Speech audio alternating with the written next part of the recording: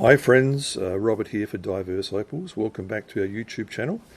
Thank you to those of you who have been subscribing, and for those that have left comments and who are viewing our videos. I hope that you've been enjoying them.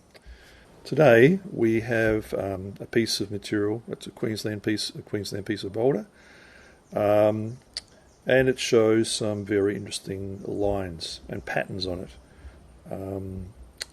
It's got some very nice deep blues and greens running through it, and down a bit lower there's a bit of red running through it as well. And I think that by us taking the top off of this, we're going to be exposed with a lot more of this beautiful colour.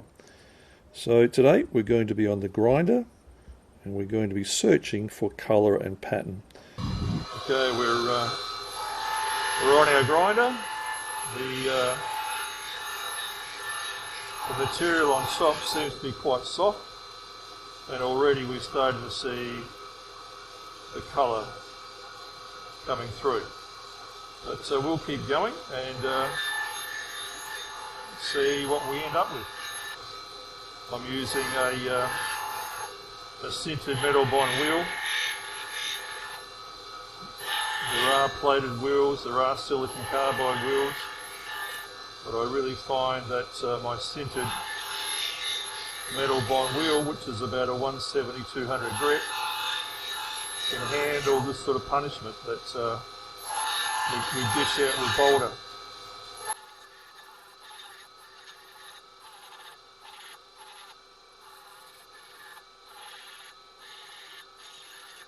Alright, we're starting to get through that layer of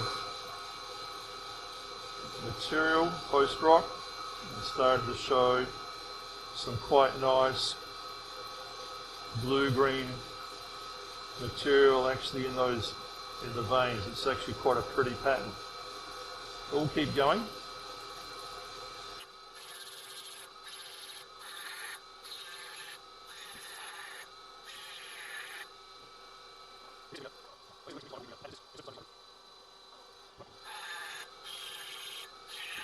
Sometimes when you're working with opal, you have an idea about how it will look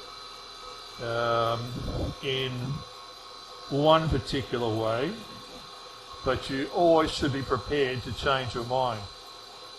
And with this particular piece, I thought, well, that's going to be the top of my stone. But now that I'm looking at it, because I'm spending time looking at it, working my way around the stone, I can see that most of these blue and green bars, are travelling through the stone this way, all working their way down.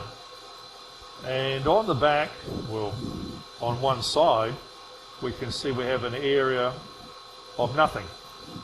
I mean, the stone is potentially too thick anyway, so it has to be cut down. So I still think we may cut a section off of here, so we'll end up losing probably that section there. But I think in cutting the back off, we'll cut this section, which is predominantly no colour, off, and we might end up with a different colour, a different perspective of the stone, and we may even decide that the other side, this side, could in fact be the top of the stone. So we'll go to the saw. I'm using my Gemmaster freehand saw, and I'm going to be using a continuous sintered rim blade, and we'll see what we can do about taking this section off that we think doesn't yield or isn't holding much colour.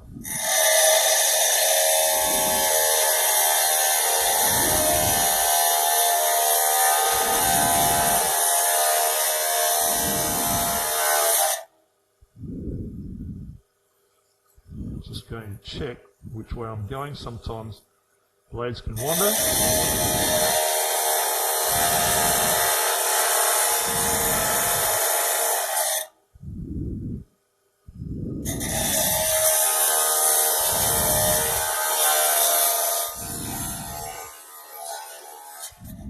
Okay, that's off the back or the front. We're not seeing any obvious colour at the present. And I perhaps should have taken a little bit more off.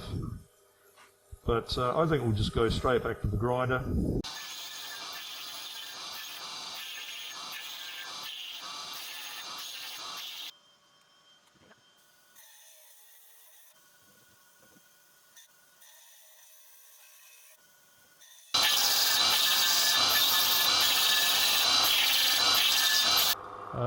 As I remarked before about this side, I said it looked like water, an aerial photograph of water running in between paddocks or fields. This one, a little bit the same, but we've got these little white and different colours that look like leaves. It's very unusual, almost like autumn leaves. Very beautiful, and lovely combination with the beautiful opal running through it. Yeah.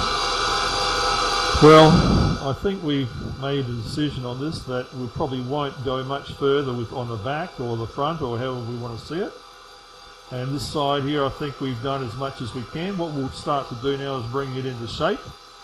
Haven't quite decided what shape that'll be, but if we just clean up the surfaces and give them a bit of strength, because we don't want any pieces chipping off.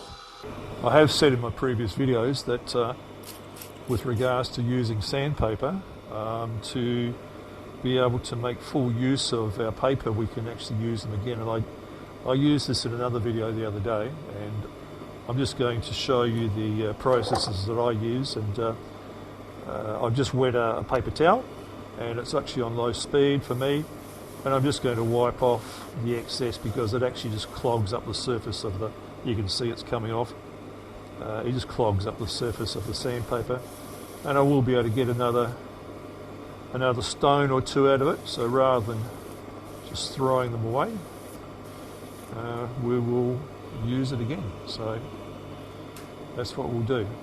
So here we are, here's our stone.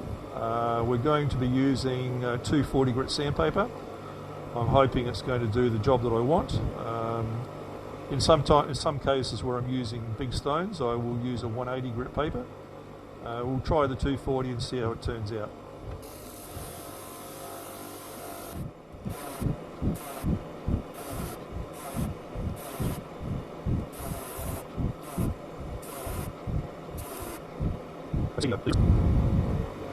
I can see the differences between the surfaces. You can see that probably yourself on your screen.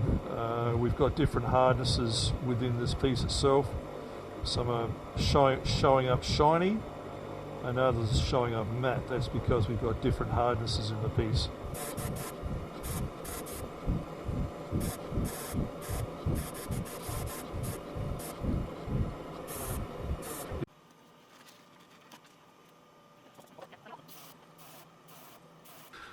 We're back from the workshop now, and you can see we have the final result of this particular piece.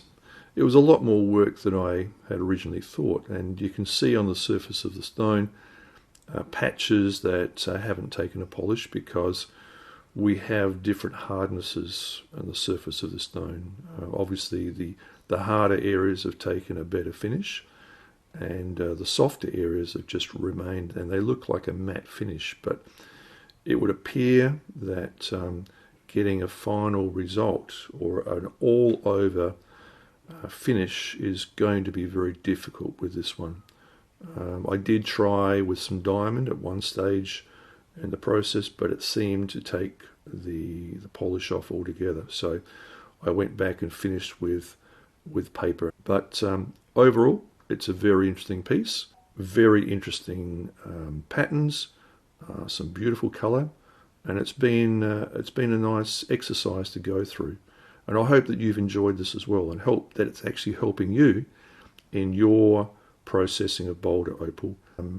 Thank you for watching. I'm Robert for Diverse Opals.